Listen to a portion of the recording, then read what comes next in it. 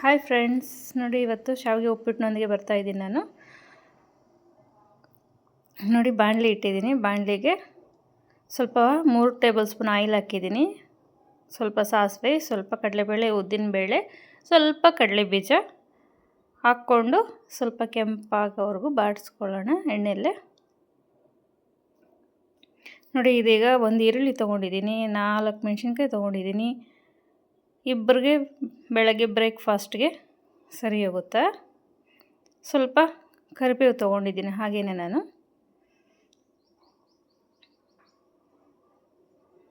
ನೋಡಿ ಫ್ರೆಂಡ್ಸ್, ಇದೀಗ ಎಣ್ಣೆಯಲ್ಲಿ ಸ್ವಲ್ಪ ಫ್ರೈ ಮಾಡ್ಕೊಳ್ಳೋಣ.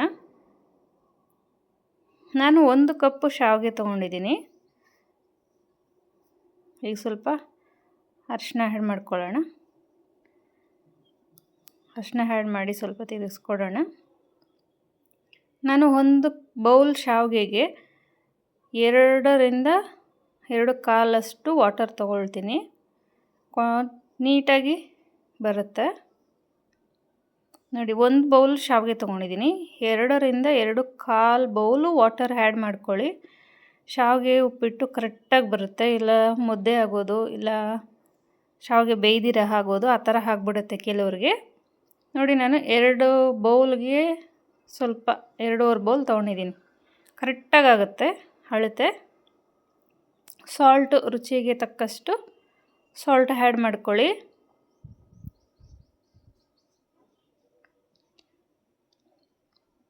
ನೋಡ್ಕೊಂಡು ಹಾಕ್ಕೊಳ್ಳಿ ಸಾಲ್ಟು. ನೋಡಿ ಈಗ ಸ್ವಲ್ಪ ಕುದ್ದಿರೋದಕ್ಕೆ ನಾನು 1 ಕಪ್ ಶಾವಿಗೆನ ಇದಕ್ಕೆ ತೊಗೊಂಡಿದ್ದೀನಿ. ಎಷ್ಟು ಕರೆಕ್ಟಾಗಿ ಆಗುತ್ತೆ ನೋಡಿ ನೀವೇ.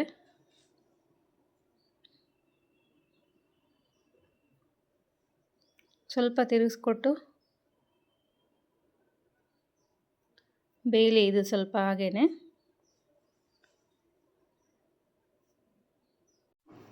ನೋಡಿ ಇದೀಗ ಸ್ವಲ್ಪ ಕುದಿ ಬರ್ತಾ ಇದೆ. ಅದಕ್ಕೆ ನಾನು 2ರಿಂದ 3 ಸ್ಪೂನು ಕಾಯಿ ತುರಿ ಹಾಕ್ತಿದ್ದೀನಿ. ಲಾಸ್ಟಲ್ಲಿ ಆ್ಯಡ್ ಮಾಡಿಕೊಂಡ್ರೆ ಸಾಕು ಕಾಯಿ ತುರಿ, ಅದೇನು ಜಾಸ್ತಿ ಬೇಯಬೇಕು ಅನ್ನೋದೇನಿಲ್ವಲ್ಲ. ನೋಡಿ ಎಷ್ಟು ಕರೆಕ್ಟಾಗಿ ಆಗ್ತಾಯಿದೆ.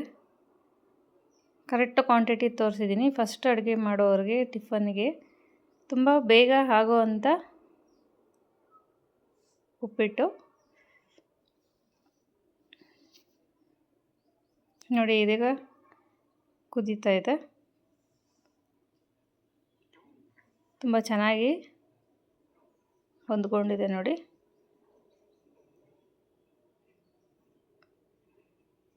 ನೀವು ಬೇಗನೆ ಮಾಡ್ಕೋಬೋದು ಫ್ರೆಂಡ್ಸ್. ಸ್ವಲ್ಪ ಲಿಡ್ ಕ್ಲೋಸ್ ಮಾಡಿ ಬೇಯಿಸ್ಕೊಳ್ಳೋಣ. ನೋಡಿ ಇದೀಗ ಆಗಿದೆ.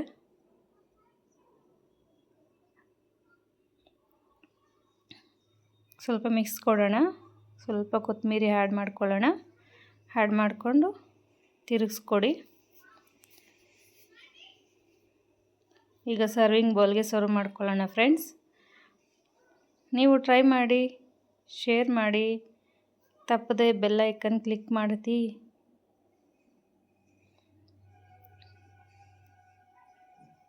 ಇದೀಗ ಒಂದು ಅರ್ಧ ನಿಂಬೆಹಣ್ಣು ತೊಗೊಂಡಿದ್ದೀನಿ ನಾನು.